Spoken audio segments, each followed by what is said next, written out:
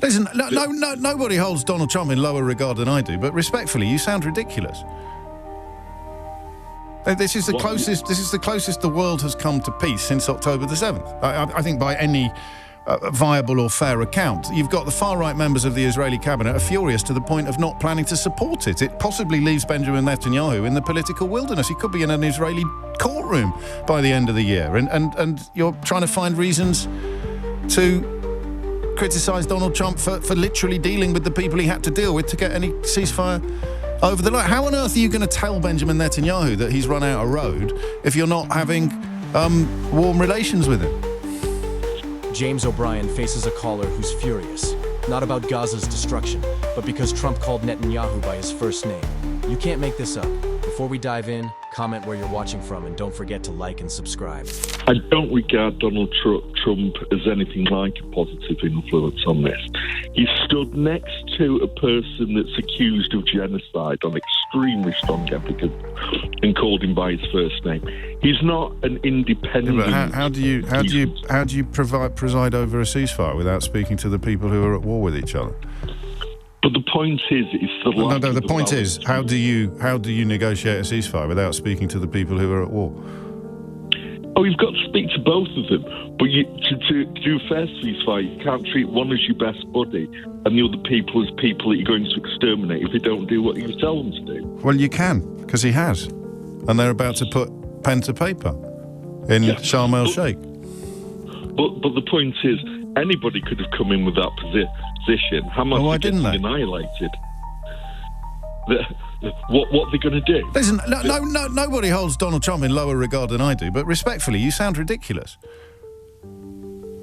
This is the closest. This is the closest the world has come to peace since October the 7th. I think by any viable or fair account. You've got the far-right members of the Israeli cabinet are furious to the point of not planning to support it. It possibly leaves Benjamin Netanyahu in the political wilderness. He could be in an Israeli courtroom by the end of the year. And you're trying to find reasons to criticise Donald Trump for literally dealing with the people he had to deal with to get any ceasefire over the line. How on earth are you going to tell Benjamin Netanyahu that he's run out of road if you're not having warm relations with him? I certainly wouldn't have been addressing him on first terms basis, and I've been putting so your problem with this process is the fact that he called Netanyahu by his first name? Problem with this, John, that's just nuts, mate. Just listen to yourself.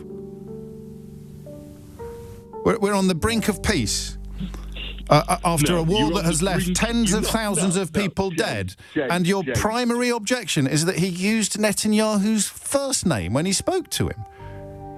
James, we're not on the Why are you using my first name? I think it's because the issue in this case... This is a ridiculous conversation. I mean, Liz, have I missed the point or something? Are you making a more substantive argument beyond the fact that he used his first name? Yeah, the more substantive argument is that Trump is not an independent peacemaker. He's not got the two sides together and negotiated the solution.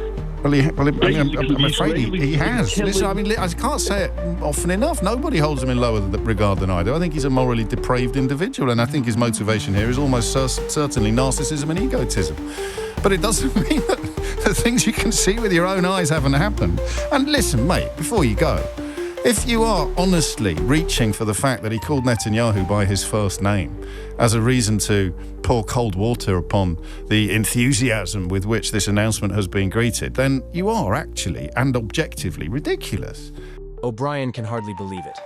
A ceasefire may be near, and the caller's complaint is about manners. He reminds them, two things can be true. Trump can be a narcissist and still help stop a war. That's called reality. I say that with love. I say that with love and kindness, but it is one of the daftest responses to a question I've asked on this radio station that I've ever heard in 20 years. No, the issue is that the Hamas has had to surrender because they were threatened with being massacred if they didn't. That's not the issue. The issue is that Netanyahu has had to do the thing that has absolutely enraged his own cabinet members, because he has been told that the undiluted, unqualified support for breaching previous ceasefires, for banning the ingress of aid into Gaza, has now been removed by the American president. I mean, that's just the evidence of your own eyes and ears. The announcement that Hamas will be annihilated if they don't sign up to the deal, that's been true since October the 7th. The process of annihilation is 2 years old. It's left nearly 70,000 people dead, just shy of 20,000 children. The idea that it could suddenly get worse is ridiculous. It would just carry on as normal unless Israel stopped. And it looks like that he's boxed them, or they have been boxed into a position where it has stopped. Two things can be true at the same time. Donald Trump can be a truly despicable person, and he can also, as Chris writes, achieve something worthwhile in his life, even if he's done it for all the wrong reasons. Picking upon the fact that he called Netanyahu by his first name, anyway, forgive me, I do. I mean, if it wasn't such a serious matter, I'd be laughing my head off. This wasn't a debate about peace. It was about misplaced outrage. O'Brien exposes how people focus on trivia while lives hang in the balance. You can hate Trump and still see progress. That's the difference between outrage and understanding.